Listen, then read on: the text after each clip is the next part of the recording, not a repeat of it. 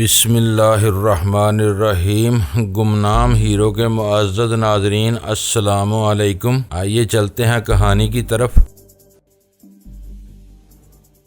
میری نگاہ چین سیان کے چہرے پر جمی تھی۔ وہ بھی بڑی گہری نظر سے میری آنکھوں میں دیکھ رہا تھا۔ اس وقت اس کا چہرہ ہر قسم کے جذبات سے عاری اور سپاٹ تھا۔ پتہ نہیں وہ کس سنسنی خیز انکشاف کا ارادہ لے کر کھڑا تھا۔ اس کی آنکھوں سے جھلکتی گمبھیر سنجیدگی کسی بہت بڑے طوفان کی خبر دیتی تھی۔ وہ بڑے حیرت آمیز اور نازک لمحات تھے۔ میں یکو دیکھ اس کی آنکھوں میں دیکھتا چلا گیا۔ میں نے جیسے ہی اس صورت حالات کے بارے میں کوئی اندازہ قائم کرنے کی کوشش کی، چین سیان لب کشا ہوا اس کی سرسراتی آواز میری سماعت تک پہنچی۔ وجدان، چونگ کو کچھ نہیں ہوا، تمہیں اس کے لیے پریشان ہونے کی ضرورت نہیں۔ میری نگاہ چین سیان سے ہٹ کر چونگ کی طرف چلی گئی۔ یہ ابھی تمہارے سامنے اٹھ کر کھڑا ہو جائے گا، چین سیان نے بڑے اعتماد سے کہا۔ ادھر چین سیان کی بات مکمل ہوئی، ادھر چونگ صحیح سلامت اٹھ کر کھڑا ہو گیا۔ اس نے کسی جانب دیکھنے کی کوشش نہیں کی، کسی معمول کی طرح گردن جھکائے خاموشی سے وہ اس حال سے باہر نکل گیا۔ یہ سب کیا ہے؟ میں نے الجھن زدہ نظر سے چین سیان کی طرف دیکھا۔ وہ ٹھہرے ہوئے لہجے میں بولا، تم نے ابھی اوریکل کا مظاہرہ دیکھا ہے؟ اوریکل؟ میرے لہجے میں بدستور الجھن موجود تھی۔ چین سیان نے اس حال میں موجود مونک پر ایک خاموش اور معنی خیز نظر ڈالی۔ اس نظر کے نتیجے میں وہ مونک سے خاموشی سے اٹھے اور یکے بعد دیگرے اس حال سے رخصت ہو گئے۔ میں، لی ین اور چین سیان جب حال میں باقی رہ گئے تو چین سیان بآہستگی ہمارے سامنے بیٹھ گیا۔ وہ براہ راست میری آنکھوں میں دیکھ رہا تھا۔ میں نے واضح طور پر محسوس کیا کہ وہ کوئی نہایت ہی اہم راز مجھ پر کھولنے والا ہے۔ اوریکل کا لفظ میرے لیے بالکل نیا تھا، تاہم میں نے دوبارہ اس حوالے سے سوال نہیں کیا، اس کے بولنے کا انتظار کرنے لگا۔ چند لمحات کے بعد وہ بڑے گمبھیر انداز میں گویا ہوا۔ اس کا مخاطب میں تھا۔ تم اوریکل کے بارے میں کیا جانتے ہو؟ میں نے صاف گوئی کا مظاہرہ کرتے ہوئے کہا، کچھ بھی نہیں۔ تمہاری جدید اور ترقی یافتہ دنیا میں یہ لفظ نامانوس نہیں۔ وہ ٹھہرے ہوئے انداز میں بولتا چلا گیا، لگتا ہے تمہیں کمپیوٹر کے شعبے سے کوئی خاص دلچسپی نہیں ہے۔ تمہارا اندازہ بالکل درست ہے۔ میں نے تائیدی انداز میں گردن ہلائی۔ میں نے کمپیوٹر اور انفارمیشن ٹیکنالوجی کا صرف نام سنا ہے، عملاً میں اس شعبے سے متعلق کچھ بھی نہیں جانتا۔ شاید تم یقین نہ کرو، میں نے ابھی تک کسی کمپیوٹر کی بورڈ کو چھو کر نہیں دیکھا۔ میں واقعی یقین نہیں کر سکتا، وہ معنی خیز لہجے میں بولا۔ میری معلومات کے مطابق تم پچھلے کچھ عرصہ سے hi fi tri band GSM cell phone استعمال کر رہے ہو۔ اور سیل فون کمپیوٹر کی ایک شکل ہے جو کی بورڈ کے بغیر ایک بے جان کا جسم ہے۔ ہاں، میں سیل فون تو استعمال کر رہا ہوں، میں نے ایک طویل سانس خارج کرتے ہوئے کہا۔ تم صحیح کہتے ہو، وہ سیل فون ایک چھوٹا کمپیوٹر ہی ہے۔ بہرحال وہ آنکھیں جھپکائے بغیر معتدل لہجے میں بولا، میں تمہیں اوریکل اور اس کے مظاہرے کے بارے میں بتا رہا تھا۔ اس نے ایک گہری سانس چھوڑی اور سلسلہ کلام کو آگے بڑھاتے ہوئے بولا، ہماری دنیا کی جدید کمپیوٹر سائنس میں اوریکل کی ٹرم قدرے مختلف معنوں میں استعمال ہوتی ہے۔ قدیم ترین تبتی روحانی اور پراسرار علوم کی دنیا میں اوریکل ایک بہت ہی پہنچے ہوئے روحانی عمل کو کہا جاتا ہے۔ لیکن ٹھہرو، وہ لمحہ بھر کو متوقف ہوا، پھر بات کو آگے بڑھاتے ہوئے بولا، میں پہلے اوریکل کے حوالے سے تمہیں تھوڑی تفصیل بتا دوں۔ وہ چند لمحات کے لیے خاموش ہو گیا۔ انداز ایسا ہی تھا جیسے وہ مختلف خیالات کو اپنے ذہن میں مجتمع کرنے کی کوشش کر رہا ہو۔ ہم دونوں اس کے روبرو بیٹھے تھے اور چپ رہ کر اس کے بولنے کا انتظار کر رہے تھے۔ لی ین کمپیوٹر کی دنیا سے بخوبی واقف تھی۔ کوئی شخص امریکہ میں رہ رہا ہو اور کمپیوٹر کا استعمال نہ کرتا ہو، یہ اس دور کا سب سے بڑا لطیفہ ہوگا، کیونکہ اس دنیا کے اندر امریکہ بذات خود ایک الگ تھلگ اور انوکھی دنیا ہے، جہاں کمپیوٹر کے استعمال کے بغیر انسان سانس بھی نہیں لے سکتا۔ لیکن اس موقع پر لی ین نے بڑی عقل مندی کا ثبوت دیا اور چین سیان کے استفسارات کے جواب میں اپنی زبان سے ایک لفظ جدا نہیں ہونے دیا۔ اس کا سب سے بڑا سبب یہ تھا کہ اس وقت چین سیان براہ راست مجھ سے مستفر تھا اور لی ین کا اس معاملے میں بولنا مناسب نہ ہوتا۔ چین سیان کی ٹھہری ہوئی آواز میری سماعت تک پہنچنے لگی۔ اس کا انداز کسی واعظ کا تھا۔ تبت اور لاما لازم و ملزوم کی حیثیت رکھتے ہیں۔ لاما کے معنی زندہ بدھا کے ہیں۔ جو لوگ گوتم بدھ کی تعلیمات کی روح کو زندہ رکھتے ہیں وہ لاما کہلاتے ہیں۔ ان میں بھی درجے مقرر ہیں، جیسے لاما چیف لاما، پنچن لاما، دلائی لاما، ہائی لاما۔ درجے کے اعتبار سے ان لیکن ان کی ذمہ داریاں مخصوص ہیں۔ لاما اور چیف لاما ٹیمپل اور مونسٹری وغیرہ کا انتظام و انصرام چلاتے ہیں۔ پنچن لاما اور دلائی لاما کا تعلق حکومتی امور سے ہے۔ عیسائیت میں جو حیثیت پوپ کی ہے، بدھ ازم میں دلائی لاما وہی مقام و مرتبہ رکھتا ہے۔ عظیم مذہبی اور روحانی شخصیت ہونے کے ساتھ ساتھ دلائی لاما ملک گیری کے فرائض بھی انجام دیتا ہے۔ پنچن لاما کا درجہ اسے نیچے ہوتا ہے۔ اگر دلائی لاما کو صدر مملکت مان لے تو پنچن لاما کا کردار ایک وزیر کا سا ہوتا ہے۔ بہرحال میں تمہیں ہائی لاماز کے بارے میں بتانے جا رہا تھا۔ وہ لمحے بھر کو خاموش ہوا، حال میں گویا سناٹا چھا گیا تھا۔ وہ اکیلا ہی بول رہا تھا، ہم تو ویسے بھی چپ سادے خاموش بیٹھے اس کا لیکچر سن رہے تھے۔ وہ جو کچھ بیان کر رہا تھا اس میں سے بہت سی باتیں مجھے پہلے سے معلوم تھیں، تاہم اس وقت پوری توجہ سے چند سیان کو سننا میری مجبوری تھی۔ وہ لمحاتی توقف کے بعد دوبارہ گویا ہوا، بدھ بخشو مونک لاما، اس تمام تر زنجیر کا تعلق روحانیت سے ہے۔ دلائی لاما، پنچن لاما، چیف لاما کی پر اسرار صلاحیتوں اور اختیارات سے انکار ممکن نہیں، لیکن میں اس وقت تمہیں صرف اور صرف ہائی لاماز کے بارے میں بتاؤں گا۔ لاماز کا یہ طبقہ صرف اور صرف پر اسرار تبتی روحانی علوم سے متعلق ہے۔ یہ لوگ دیگر حکومتی انتظامی امور سے دور رہتے ہیں، البتہ اپنے علوم کی مدد سے یہ پنچن لاما اور دلائی لاما کو مفید مشوروں سے نوازتے رہتے ہیں۔ انہیں ہائی لاماز میں سے بعض اوریکل بھی ہوتے ہیں۔ وہ ہائی لاما جو اوریکل بھی ہو، اسے دوسروں پر فوقیت حاصل ہوتی ہے۔ ابھی تم نے اوریکل کا جو مظاہرہ کیا ہے وہ ہائی لاما کوانگ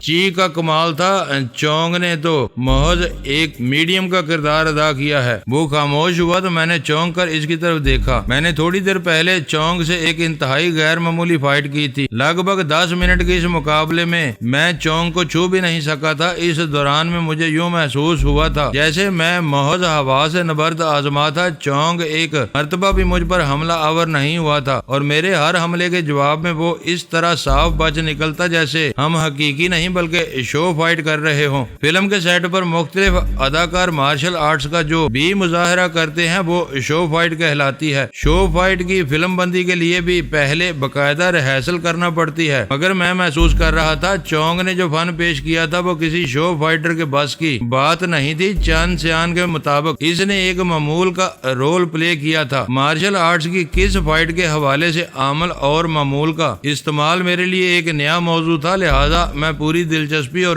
توجہ سے چند سیان کے مزید بولنے کا انتظار کرنے لگا۔ کوانگ چی ایک مستند اور ماہر اوریکل ہے۔ چند سیان سلسلہ معلومات کو آگے بڑھاتے ہوئے بولا، اوریکل ہائی لاماز میں اسے ایک اعلیٰ مقام حاصل ہے۔ تم جب سے اپنے مشن سے کامیاب لوٹ آؤ گے تو تم کوانگ جی سے ملواؤں گا۔ تمہیں اس عامل کامل شخص سے بہت کچھ سیکھنا ہے۔ کسی زمانے میں اوریکل اپنے فن کے مظاہرے کے لیے بڑا پیچیدہ طریقہ اختیار کرتے تھے اور ان کا یہ عمل محض مستقبل بینی تک ہی محدود تھا۔ اوریکل یعنی ہائی لاما ایک مخصوص قسم کا وزنی لباس پہن کر مختلف قسم کے جنگی آلات سے مسلح ہو جاتا ہے۔ ان آلات اور لباس کا وزن بعض اوقات 80 پاؤنڈ تک جا پہنچتا۔ اوریکل ایک مخصوص بگل بجا کر تقریب کا آغاز کرتا۔ تماشائیوں کے سامنے وہ اپنے معمول یعنی میڈیم کو تنویمی عمل سے گزار کر گہری نیند سلا دیتا۔ اس کے بعد وہ میڈیم کے سر پر ایک آہنی ہیلمٹ پہنا دیتا، جس کے باعث میڈیم کا چہرہ ہر قسم کے جذبات اور تاثرات سے عاری ہو جاتا۔ یوں محسوس ہوتا جیسے وہ پتھر کو تراش کر بنایا گیا ہو۔ ہیلمٹ پہننے کے 10 منٹ بعد میڈیم اٹھ کر بیٹھ جاتا، تاہم وہ اپنی آنکھوں کو بند ہی رکھتا تھا۔ اس کو دیکھ کر یہی محسوس ہوتا جیسے وہ ٹرانس کسی کیفیت میں بیٹھا ہو۔ ان تمام مراحل سے گزرنے کے بعد اوریکل اپنے میڈیم سے مستقبل کے بارے میں جو بھی سوال کرتا، میڈیم اس کا جواب ضرور دیتا۔ حیرت انگیز طور پر بعد میں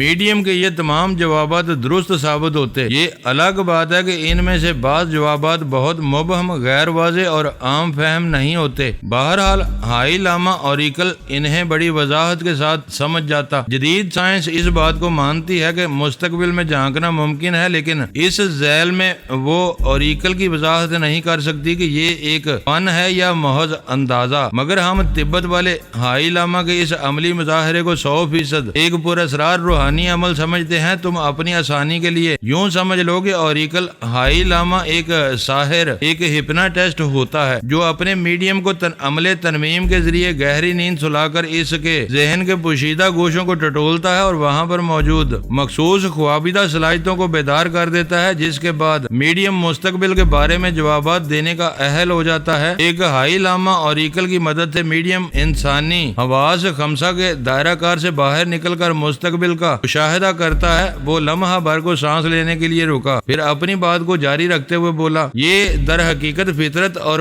بعد فطرت کا رابطہ ہے۔ انسان کا شعور کائناتی شعور سے کنٹیکٹ ہو جاتا ہے۔ انسان کے اندر 5 ظاہرہ حسیات کے علاوہ بہت سی باطنی حصے بھی موجود ہوتی ہیں، جن میں سے چھٹی اس کا تجربہ بعض لوگوں کو کبھی کبھار ہوتا رہتا ہے۔ اگر یہ حصے کسی طرح خود متحرک ہو جائے یا اپنی کوشش آپ کے تحت اسے متحرک کر لیا جائے تو انسان کے اندر مستقبل بینی کی صلاحیت بیدار ہو جاتی ہے۔ چھٹی حص اور دیگر باطنی حسیات کی بیداری کے بعد انسان خلاف فطرت کام کرنے پر قادر ہو جاتا ہے۔ یہ کوئی جادوگری نہیں بلکہ جسم و دماغ اور روح کے مابین توازن قائم ہونے کا نام ہے۔ اگر یہ تینوں کسی طرح ہم آہنگ ہو جائیں تو انسان کو کائنات کے بہت سے معاملات پر تصرف اور قابو حاصل ہو جاتا ہے۔ کہیں تم میری ان باتوں سے بوریت تو محسوس نہیں کر رہے؟ چین سیان نے سوالیہ نظر پر اپنے بیان کو روکا تو میں نے جلدی سے نفی میں گردن ہلاتے ہوئے کہا، نہیں، ہرگز نہیں۔ وہ بتانے لگا، ہائی لاما کوانگ جی نے اوریکل کے عمل کو جدت اور آسانی دی ہے۔ یہ اپنے عمل کے ذریعے کسی نوجوان مونک کو ترمیمی نیند میں پہنچا کر اس کے ذہن میں جو بھی ہدایت نقش کرتا ہے، بیدار ہونے کے بعد میڈیم ان ہدایت کو نہ صرف یاد رکھتا ہے بلکہ احکام کی تعمیل بھی کرتا ہے۔ یہ تو سیدھا سیدھا ہپناٹزم ہوا، میں نے ٹھہرے ہوئے لہجے میں کہا۔ وہ بولا، ایک حد تک تم کہہ سکتے ہو، لیکن اوریکل کسی ہپناٹسٹ سے بہت آگے کی چیز ہے۔ وہ لمحہ بھر کو خاموش رہنے کے بعد دوبارہ گویا ہوا۔ ایک ہپناٹسٹ اپنے شعور کو مخصوص سجیشنز کے ذریعے معمول یعنی میڈیم کے شعور سے جوڑ کر اس کی میموری تک رسائی حاصل کر لیتا ہے اور وہاں اپنی ہدایت کو نقش کر کے واپس آ جاتا ہے۔ ہپناٹسٹ کا یہ طریقہ میڈیم کی شارٹ ٹرم میموری تک محدود ہوتا ہے، اسی لیے میڈیم ہپناٹسٹ کی ہدایت کو ایک خاص عرصے تک یاد رکھ پاتا ہے۔ اگر ایک اوریکل ہائی لاما اپنے میڈیم کے باطنی حواس کے علاوہ لانگ ٹرم اور شارٹ ٹرم میموری کو بھی بآسانی کنٹرول کر لیتا ہے، تم جب اپنے مشن سے واپس لوٹ کر یہاں قیام کرو گے تو تبتی پراسرار علوم کے وہ مظاہرے دیکھو گے، عقل دنگ رہ جائے گی۔ تمہاری چونگ والی فائٹ تو اوریکل ایک معمولی سا کارنامہ ہے، گویا میں نے ایک مارشل آرٹسٹ سے نہیں بلکہ کسی روبوٹ سے مقابلہ کیا ہے۔ میرے لہجے میں خفیف سی تلخی در آئی۔ وہ بڑے اطمینان سے بولا، تم چونگ کو کسی روبوٹ سے تشبیہ نہیں دے سکتے۔ یہ درست ہے کہ چونگ نے اپنے اوریکل کی ہدایت پر عمل کیا ہے، لیکن تمہاری اطلاع کے لیے بتا دوں کہ چونگ بذات خود بھی ایک اعلیٰ درجے کا فائٹر ہے۔ تم پچھلے کئی دنوں سے اس کی فائٹس دیکھتے آ رہے ہو، وہ تمام تر اوریجنل فائٹس تھی۔ میں ایک طویل سانس خارج کر کے رہ گیا۔ واقعی میں نے چونگ کو مختلف فائٹر سے مقابلہ کرتے ہوئے دیکھا تھا۔ وہ ایک منفرد اور ناقابل شکست فائٹر تھا۔ میں نے ابھی تک اسے کسی مارشل آرٹسٹ سے زیر ہوتے نہیں دیکھا تھا۔ فی الحال میں چین سیان کی اس بات پر یقین کرنے کے لیے مجبور تھا کہ دوسرے لوگوں کے ساتھ چونگ نے بالکل اوریجنل فائٹس کی تھی، صرف میرے معاملے میں وہ ہائی لاما کوانگ جی کے لیے ایک میڈیم بن گیا تھا۔ یہ سچ ہے کہ اوریکل کے مظاہرے نے مجھے حیران کیا تھا، یہ انتہائی قابل غور مظاہرہ تھا۔ میرا خیال ہے اب ہمیں چلنا چاہیے۔ چین سیان اٹھ کر کھڑا ہو گیا، رات کا کھانا شروع ہونے والا ہے۔ چوکھانگ ٹیمپل میں رات کا کھانا جلد کھا لیا جاتا تھا۔ میں اور لی یان چین سیان کی تقلید میں خاموشی کے ساتھ اٹھ کر کھڑے ہو گئے، پھر اس کی معیت میں چلتے ہوئے جمنازیم والے ہال سے باہر آئے اور مختلف راہداریوں سے گزرتے ہوئے اپنے کمرے میں پہنچ گئے۔ اس کمرے کے بارے میں پہلے ہی خاصی تفصیل بیان کر چکا ہوں۔ در حقیقت وہ لمبوترا سا کمرہ ہمارے لیے کسی قید خانے کی حیثیت کا حامل تھا، جس میں چین سیان ایک شاطر نگران کے طور پر ہمارے ساتھ ہی قیام پذیر تھا۔ چیف لاما چنگ فورن پوشی نے اس خصوصی ہدایت دے رکھی تھی کہ وہ مجھے اور لی یان کو تنہائی میسر نہ آنے دے، اور چین سیان ابھی تک اپنی کوششوں میں پوری طرح کامیاب تھا۔ پتہ نہیں وہ اللہ کا بندہ کسی وقت اپنی نیند پوری کرتا تھا۔ میں نے رات کے کسی بھی پہر جب اسے چیک کرنے کی کوشش کی تو وہ چاقو چوبند اور ہوشیار ہی ملا۔ یہ الگ بات کہ وہ آنکھیں بند کیے سوتا ہوا بڑا دکھائی دیتا، لیکن میں یہ محسوس کیے بنا نہ رہ سکا کہ وہ محض سونے کی اداکاری کر رہا تھا۔ اس کا انداز اکسا دینے والا ہوتا۔ میں نے کئی مرتبہ سوچا کہ اس کی نیند کے دوران میں لی یان کے پاس پہنچ جاؤں یا اسے اپنی پاس کھینچ لوں، مگر میں عملاً یہ ہمت نہیں کر سکا۔ اس سوچ کے ساتھ ہی میں نے جب بھی چین سیان کی جانب دیکھا تو مجھے یہی محسوس ہوا کہ ادھر میں نے کوئی حرکت کی ادھر وہ آنکھ کھول دے گا۔ رن پوشی چنگ فو نے مجھے لی یان سے دور رکھنے کے لیے بڑا صبر آزما طریقہ اختیار کیا تھا۔ وہ اگر چاہتا تو لی یان کو میری نگاہ نگاہ سے دور کسی دوسرے کمرے میں بھی ٹھہرا سکتا تھا، لیکن یہ تو صاف چھپتے بھی نہیں، سامنے آتے بھی نہیں، والی تڑپا دینے والی صورتحال تھی۔ شاید چیف لاما میرے ضبط کا امتحان لے رہا تھا۔ میں نے دل ہی دل میں سوچا کوئی بات نہیں، تبت میں 10 روز قیام کی مدت تو پوری ہو گئی، آئندہ روز میں اسرائیل روانہ ہونے والا تھا اور ظاہر ہے لی یان بھی میرے ساتھ ہی ہوتی۔ پھر چنگ فو کس طرح میرے ملاپ پر پہرے بٹھاتا یہ سمجھ میں نہیں آ رہا تھا۔ یہ بھی ہو سکتا تھا چین سیان بھی ظالم سماج کی صورت ہمارے ساتھ ہی تبت سے اسرائیل پہنچتا۔ اگر واقعی ایسا ہوتا تو میں نے بھی سوچ لیا تھا کہ کسی نہ کسی طور میں اس نگران کی آنکھوں میں دھول ضرور جھونک کر رہوں گا۔ میں نے رات کے کھانے سے فارغ ہو گئے تو میں نے چند سیان سے پوچھا، تم نے تبت کے لاماز اور ہائی لاماز کی بہت کہانیاں سنا دی، لیکن ابھی تک ہمارے بارے میں کچھ نہیں بتایا۔ میرے اس سوال میں تیکھا پن تھا۔ وہ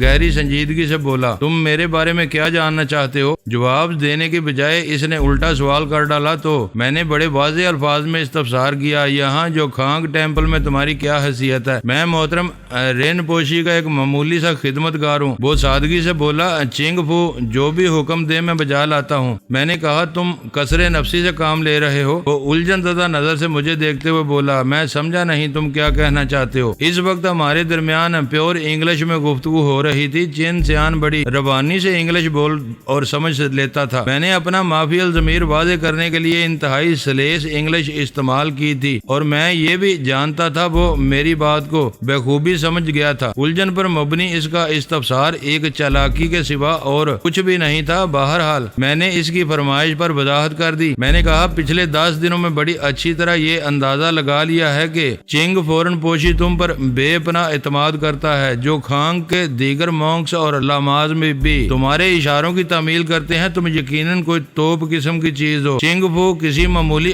آدمی پر تو اندھا اعتماد نہیں کر سکتا نا۔ محترم رین پوشی اگر مجھ پر اعتماد کرتے ہیں تو ان کی مہربانی ہے۔ وہ کھلنے کو تیار نظر نہ آیا تو میں نے اپنے اندازے کی روشنی میں براہ راست کہہ دیا، چند سیان میں محسوس کر سکتا ہوں جو کھانگ ٹیمپل میں تم چنگ فو کے دستے راستوں یعنی نائب چیف لاما۔ اس کی آنکھوں میں ایک سایہ سا لہرا گیا۔ میں نے اپنی بات پوری کرتے ہوئے کہا، اور مستقبل میں جھانکتے ہوئے یہ بھی کہا جا سکتا ہے کہ جو کھانگ ٹیمپل کا آئندہ روح رواں چیف لاما تم ہی ہوگے۔ جواب دینے کی بجائے وہ نگاہ چرا کر کمرے کے باہر راہداری میں دیکھنے لگا۔ انداز ایسا ہی تھا جیسے اس نے راہداری میں کسی کی موجودگی کو محسوس کر لیا ہو۔ لامحالہ میں نے بھی اس کی نگاہ کے تعاقب میں راہداری میں نظر دوڑائی۔ وہاں کوئی بھی نہیں تھا۔ میں یہی سمجھا چند سیان میرے سوال کا جواب دینے سے کترا رہا ہے، لہذا میں نے قدرے پر اسرار لہجے میں کہا، چند سیان تم نے میری بات کا جواب نہیں دیا۔ اسی لمحے راہداری میں ایک عمر رسیدہ تبتی نمودار ہوا۔ چند سیان کے چہرے کے تاثرات نے بتایا کہ وہ تھوڑی دیر پہلے اسی بوڑھے کی آمد سے آگاہ ہوا تھا۔ وہ پوری طرح بوڑھے کی جانب متوجہ ہوتے ہوئے بولا، آؤ آؤ فانگ جو، اندر آ جاؤ۔ بوڑھا فانگ جو ایک بریف کیس نما بیگ تھا میں کمرے میں داخل ہوا۔ چند سیان نے اس کا تعارف کراتے ہوئے مجھ سے کہا، وجدان فانگ جو ایک عمدہ فوٹوگرافر ہے، تمہاری مدد اور تعاون سے یہ یہاں ایک خاص کام کرنے آیا ہے۔ کیا تم اس کی عمر کا اندازہ لگا سکتے ہو؟ تبتی افراد کی عمروں کا شمار کرتے ہوئے مجھ سے ہمیشہ غلطی ہو جاتی تھی۔ میں نے اپنے اندازے سے کچھ بڑھا کر جواب دیا، میرے خیال میں فانگ جو اس وقت 80 کے پیٹے میں ہوگا۔ بالکل غلط۔ چند سیان نے حسب توقع میرے اندازے کی ایسی کم تیسی کرتے ہوئے کہا، فانگ جو اس وقت اپنی زندگی کے 140ویں سال میں ہے۔ میں نہیں جانتا دنیا میں طویل ترین عمر کا حامل کون شخص گزرا ہے، تاہم مجھے یقین تھا کہ ایسے کسی ریکارڈ ہولڈر شخص کا تعلق تبت ہی سے ہونا چاہیے۔ ویسے میرا یہ یقین اس حوالے سے غلط ہو سکتا تھا کہ تبت والوں کو شاید اس مقابلے میں شریک نہ کیا جاتا ہو۔ تبت دنیا کے باقی ملکوں سے کٹا ہوا ایک قطع ارض ہے۔ اس نوعیت کے مقابلوں کے لیے انہیں عموماً نظر انداز کر دیا جاتا ہے۔ بہرحال چند سیان کا انکشاف دلچسپ اور حیرت انگیز تھا۔ 140 سالہ فانگ چو میری طرف دیکھتے ہوئے مسلسل زیر لب مسکرا رہا تھا۔ چند سیان نے اس کا تعارف کراتے ہوئے بتایا تھا کہ وہ اعلیٰ درجے کا فوٹوگرافر ہے اور ایک ضروری کام سے وہاں آیا ہے، ایک ایسا کام جو میرے تعاون اور مدد سے ہونے والا تھا۔ یقینی طور پر وہ فوٹوگرافی کے لیے ہی آیا ہوگا۔ میں نے چند سیان سے پوچھ لیا، میں کسی کام کے سلسلے میں فانگ چو سے کیا تعاون کر سکتا ہوں؟ جواب دینے کی بجائے اس نے معنی خیز نظر سے عظیم فوٹوگرافر فانگ چو کی طرف دیکھا۔ وہ اس بات میں سر ہلاتے ہوئے اپنے بیگ کو کھولنے لگا۔ میں یہی سمجھا کہ وہ بیگ میں سے کیمرہ برآمد کرے گا اور دڑا دڑ ہماری تصاویر تصویر اتارنے لگے گا، مگر اس مرتبہ بھی میری توقع پوری نہ ہو سکی۔ فانگ جو نے بیگ کے اندر سے ایک کلپ بورڈ نکالا جس پر سفید ڈرائنگ کارڈز لگے ہوئے تھے۔ وہ لگ بھگ 10 کارڈز ہوں گے جو کلپ کی گرفت میں عمدگی سے دبے ہوئے تھے۔ اس کلپ بورڈ کے علاوہ فانگ جو نے بیگ میں سے ایک پین باکس بھی برآمد کیا اور اس کے اندر سے لمبے سکے والی ایک موٹی پینسل نکال کر چند سیان کی طرف سوالیہ نظر سے دیکھنے لگا۔ اس سے پہلے کہ چند سیان کچھ بولتا میں نے اس سے پوچھ لیا، تم نے تو بتایا ہے کہ فانگ جو ایک فوٹوگرافر۔ میں نے کچھ بھی غلط نہیں کہا تھا۔ وہ میری بات مکمل ہونے سے پہلے ہی بول پڑا، فانگ جو واقعی غضب کا فوٹوگرافر ہے، لیکن یہ کیمرہ استعمال نہیں کرتا بلکہ قلمی تصاویر بناتا ہے۔ پھر تو یہ ایک مصور ہوا نا۔ میں نے لقمہ دیا، تم کچھ بھی کہہ لو۔ وہ قطعیت سے بولا، ہم یہاں تبت میں تصویریں بنانے والے شخص کو فوٹوگرافر ہی کہتے ہیں۔ میں نے پوچھا، اس سلسلے میں فانگ جو کی کیا مدد کر سکتا ہوں؟ میں تمہارے تعاون سے تمہاری اس ساتھی کی قلمی تصویر تیار کر کے جس کے حصول کے لیے تم ایک مشن سر کرنے والے ہو، تم اپنے ساتھی کے خال و خط کے بارے میں کچھ بتاؤ۔ میں نے گہری نظر سے فانگ جو کو دیکھا اور وہ بڑی توجہ اور انہماک سے چند سیان کو سوالیہ نظر سے تاک رہا تھا۔ ابھی تک میرے اور فانگ جو کے درمیان ایک جملے کا تبادلہ بھی نہیں ہوا تھا۔ مجھے یہ سمجھنے میں دیر نہ لگی کہ وہ انگریزی سے نابلد تھا۔ چند سیان نے اس کے ساتھ تبتی زبان میں کوئی خسر پسر کی تھی جو میرے پلے نہ پڑ سکی۔ چند سیان نے اپنی بات کو دہراتے ہوئے مجھ سے کہا، وجدان تم اپنی ساتھی کے حلیے میں بارے میں تفصیلاً بتاؤ۔ فانگ جو اس کی قلمی تصویر بنائے گا، کیا یہ میرے بات سمجھ جائے گا؟ میں نے چیک کرنے کی خاطر پوچھا۔ میں اسے تبتی میں سمجھا دوں گا۔ اس نے کہا، تم انگلش میں مجھے بتا دو۔ میں نے ساحل کے نقش و نگار کو بیان کرنا شروع کر دیا۔ ہرنی جیسی بڑی بڑی آنکھیں، صورت سے جھلکتی معصومیت، خد و خال خالص تبتی، گوری چٹی رنگت، گلابی ناک ستواں، گردن مخروطی، ہونٹ گداز، شوخ و چنچل۔ پھر اس حلیے میں دیگر تفصیل بھی شامل ہوتی چلی گئی۔ عمر لگ بھگ 21 سال، قد کم و بیش 5 فٹ 10 انچ وغیرہ وغیرہ۔ چند سیان نے اس تفصیل کو تبتی میں بدل کر فانگ جو کے گوش گزار کر دیا۔ فانگ جو اسبات میں گردن ہلاتے ہوئے پوری توجہ سے سنتا رہا۔ میں تبتی زبان سے آشنا نہیں تھا، تاہم یہ بات میں نے فوراً محسوس کر لی کہ چند سیان نے اسی چیپٹر کو دہرایا بھی تھا۔ اس کے خاموش ہوتے ہی فانگ جو گردن جھکا کر اپنے کام میں مصروف ہو گیا۔ میں، لی ین اور چند سیان خاموشی بیٹھے فانگ جو کی کارکردگی دیکھتے رہے۔ ڈرائنگ شیٹ پر پینسل گھسنے کی مخصوص آواز 10 منٹ تک ابھرتی رہی۔ پھر فانگ جو نے وہ کلپ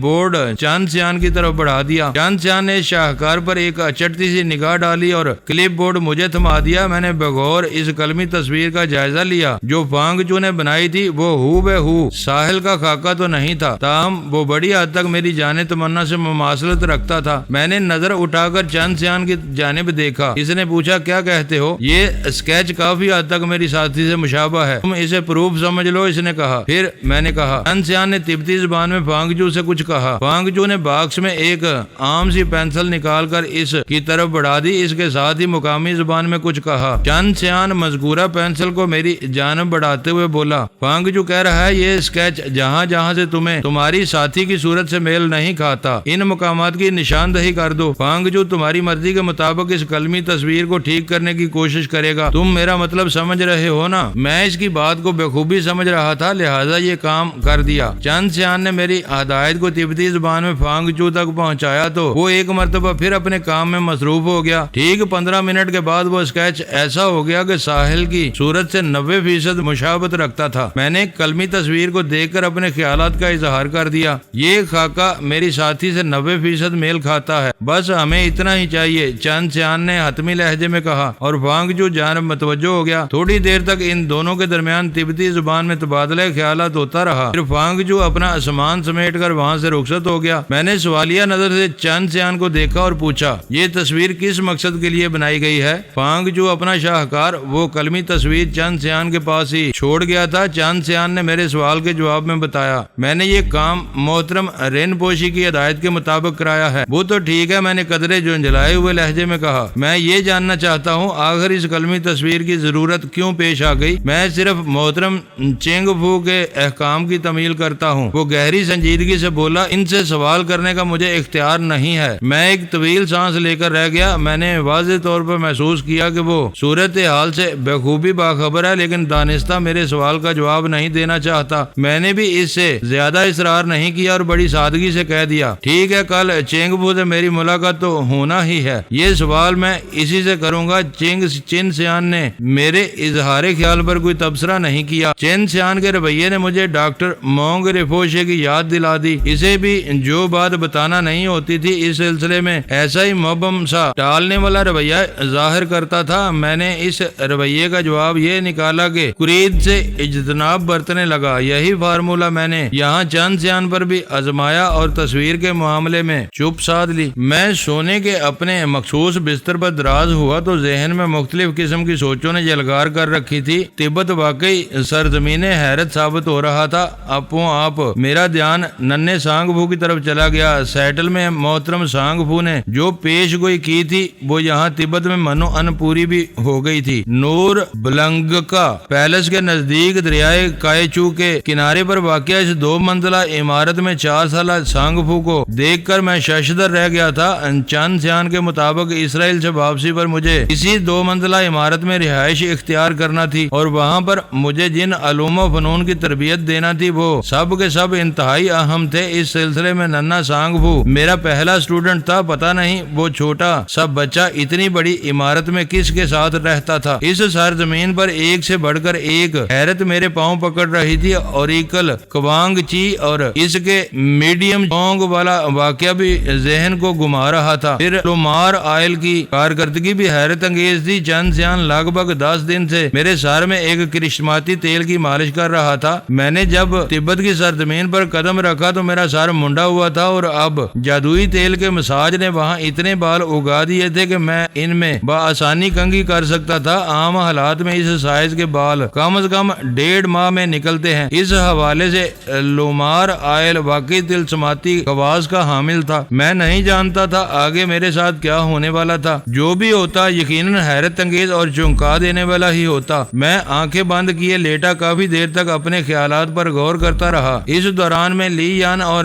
چین سیان سو گئے۔ لی یان کے بارے میں تو مجھے یقین تھا وہ وادی نیند میں اتر چکی ہے، لیکن چین سیان کا معاملہ مشکوک تھا۔ اچانک میرے ذہن میں یہ خیال پیدا ہوا کہ اس بندہ خدا کو چیک کرنا چاہیے۔ چین سیان کو میں نے بندہ خدا اس لیے کہا ہے کہ میرے عقیدے کے مطابق تمام انسان خدا ہی کی مخلوق ہیں۔ اگر اپنے تئیں چین سیان بندہ بدھ تھا تو میں کیا کروں؟ شرارت کا خیال آتے ہی میں نے چین سیان کی جانب کروٹ لی اور آنکھیں کھول کر بڑی گہری نظر سے اس کے چہرے کو گھورنے لگا۔ میرے اس عمل نے جلد ہی رنگ دکھایا۔ اس کے چہرے پر ایسے تاثرات نمودار ہوئے جیسے آنکھیں بند ہونے کے باوجود اس نے میری توجہ کو محسوس کر لیا ہو۔ میں دل ہی دل میں مسکرا کر رہ گیا۔ وہ میرے اندازے کے عین مطابق آنکھیں بند کیے جاگ رہا تھا، گویا میری کڑی نگرانی جاری تھی۔ میں نے چین سیان کو مزید آزمانے کے بارے میں سوچا ہی تھا کہ اس نے اپنی کوہنی پر کھجاتے ہوئے بڑے فطری انداز میں کروٹ بدل دی۔ میری جگہ کوئی اور ہوتا تو یہی سمجھتا کہ چین سیان نے گہری نیند میں کروٹ بدلی تھی، لیکن میں ہرگز ایسا نہیں سمجھ سکتا تھا۔ میں نے گزشتہ کئی روز سے اس کے انداز و اطوار کا بڑی باریک بینی سے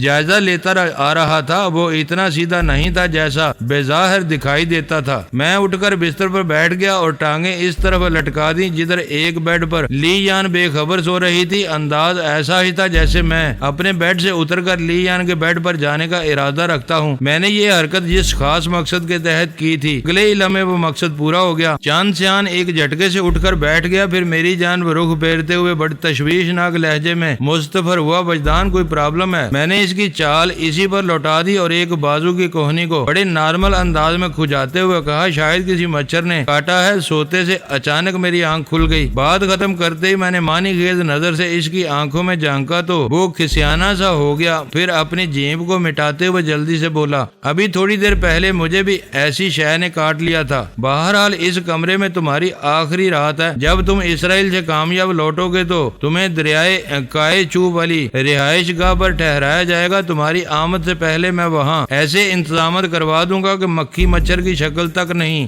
دیکھے گی۔ میں نے ممنونیت بھرے لہجے میں چوٹ کی، چین سیان تم واقعی میرا بہت خیال رکھے ہوئے ہو۔ وہ نگاہ چراتے ہوئے بولا، سونے کی کوشش کرو، کل تمہیں محترم چینگ فو سے ایک اہم ملاقات کرنی ہے۔ اس موقع کے لیے تمہارے دماغ کو تھکن سے پاک اور تر و تازہ ہونا چاہیے۔ بات ختم کرتے ہی وہ میری جانب رخ کر کے لیٹ گیا، پھر آنکھیں بند کر لی۔ میں چند لمحات تک اس گانٹ کے پورے کو دیکھتا رہا، پھر اس کی ہدایت کے مطابق اپنے دماغ کو فریش کرنے کے لیے خود کو نیند کے حوالے کر دیا۔ ہم اسی چھوٹے سے کمرے میں ایک مرتبہ پھر رو بے رو بیٹھے تھے۔ یہ چنگ فورن پوشی پوشی سے میری دوسری ملاقات تھی۔ 10 روز قبل پہلی ملاقات میں ہمارے درمیان مختلف موضوعات پر تفصیلی بات چیت ہوئی تھی۔ چنگ فو کے مطابق ہماری صرف 3 ملاقاتیں تھی، ایک ہو چکی تھی، دوسری ہو رہی تھی اور تیسری اس وقت ہوتی جب میں ساحل کو ربی موشی ایمن کے چنگل سے چھڑا کر بخیر و خوبی اسرائیل سے تبت پہنچ جاتا۔ میں حسب دستور سفید چٹائی پر بیٹھا تھا اور چنگ فو نیلی چٹائی پر کمل آسن میں میرے سامنے موجود تھا۔ اس نے آج بھی میرون روب زیب تن کر رکھا تھا۔ مجھے یہ تسلیم کرنے میں کوئی عار نہیں کہ میں چنگ فورن پوشی کی شخصیت سے خاصا متاثر ہوا تھا۔ اس کی ذات بھی سرزمین تبت کے مانند پر اسرار اور تحیر کی کئی پرتوں میں لپٹی ہوئی تھی۔ اس کی آنکھوں کو دیکھ کر یوں محسوس ہوتا تھا کہ وہ اپنے سامنے موجود شخص کے آر پار دیکھنے کی صلاحیت رکھتا ہے۔ اس وقت صبح کے 9 بجے تھے، ناشتے سے فارغ ہوئے ابھی تھوڑی ہی دیر ہوئی تھی کہ مجھے چنگ فورن پوشی نے اپنے پاس بلا لیا۔ ہم چند لمحات تک ایک دوسرے کے سامنے خاموش بیٹھے رہے، پھر اس خاموشی کو چنگ فو کی مخصوص آواز نے توڑ دیا۔ وجدان تبت تمہیں کیسا لگا؟ اس نے نرم لہجے میں استفسار کیا۔ اچھا، بہت اچھا، میں نے جواب دیا۔ وہ اپنے مخصوص نرم اور گمبھیر آواز میں بولا، تم نے 10 دن تک تبت کی خوب سیر کی ہے، اگرچہ یہ مدت میرے خیال میں بہت کم ہے۔ تبت کے اسرار و رموز کو دیکھنے اور سمجھنے کے لیے ایک عرصہ درکار ہے، لیکن پھر بھی مجھے امید ہے چند سیان نے تمہیں بہت کچھ دکھایا اور بتا دیا ہوگا۔ میں نے مختصراً جواب پر اکتفا کیا، جی ہاں۔ اور ایکل کا تجربہ تمہیں کیسا محسوس ہوا؟ بہت ہی حیران کن کر دینے والا۔ اس نے اسبات میں سر ہلایا۔ اس دوران میں ایک نئی خوشگوار سی مسکراہٹ مسلسل اس کے ہونٹوں پر کھیلتی رہی۔ یہ مخصوص مسکراہٹ اور لہجے میں شامل گداز چنگ فو کی شخصیت کا حصہ تھا۔ اس نے میری آنکھوں میں دیکھتے ہوئے کہا، جب تم اپنی ساتھی کو آزاد کروانے کے بعد واپس لوٹو گے تو تمہیں یہ فن بھی سکھایا جائے گا۔ میرے خیال میں تمہیں اس سلسلے میں کوئی دشواری پیش نہیں آئے گی۔ بنیاد تمہارے اندر موجود ہے، تم چی اور تھرڈ آئی کی صلاحیتوں سے مالا مال ہو۔ تھوڑی سی پریکٹس کے بعد تم اوریکل سے مہارت حاصل کر لو گے۔ میں نے اس سے سانگ فو کے بارے میں پوچھا، ساتھ ہی محترم سانگ فو کی پیش گوئی کا تذکرہ بھی کر دیا۔ وہ زیر لب مسکراتا رہا۔ جب میں نے اپنی بات مکمل کر لی تو اس نے کہا، سیٹل والے سانگ فو نے تم سے کچھ بھی غلط نہیں کہا تھا۔ تم نے جس 4 سالہ بچے کو دیکھا ہے وہ دراصل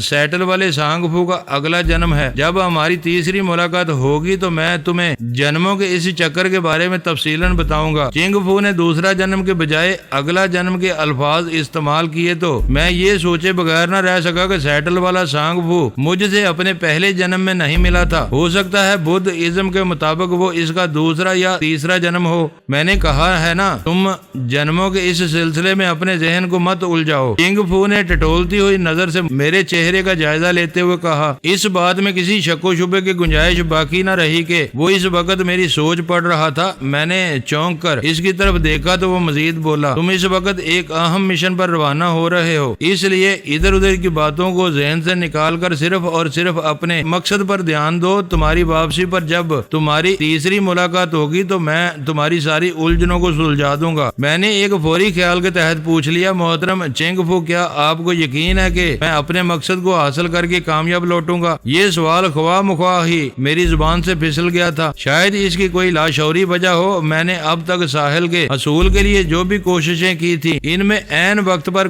مجھے ناکامی کا منہ دیکھنا پڑا تھا۔ کوئی نہ کوئی ایسی رکاوٹ اور خرابی سامنے آ جاتی کہ میں ہاتھ ملتا رہ جاتا۔ ایک لمحے کو محسوس ہوتا کہ میں ہاتھ بڑھا کر ساحل کو پکڑنے ہی والا ہوں، لیکن اگلے ہی لمحے وہ میری پہنچ سے کوسوں دور ہو جاتی تھی۔ اس مسلسل نارسائی نے شاید میرے اندر خدشات اور اندیشوں کو ایک بلند و بالا پہاڑ کھڑا کر دیا تھا۔ اسی سبب اس لمحے میری زبان سے مایوسی بھرا وہ سوال نکل گیا تھا۔ اس سوال سے بڑی واضح بے بسی جھلکتی تھی۔ چنگ فورن پوشی نے ایک لمحے کا توقف کر کے میری آنکھوں میں جھانکا، پھر ٹھہرے ہوئے لہجے میں گویا ہوا، ہاں مجھے یقین ہے اس مرتبہ کامیابی ضرور تمہارے قدم چومے گی، لیکن کیا؟ اس نے جملہ ادھورا چھوڑا تو میں نے تڑپ کر پوچھا۔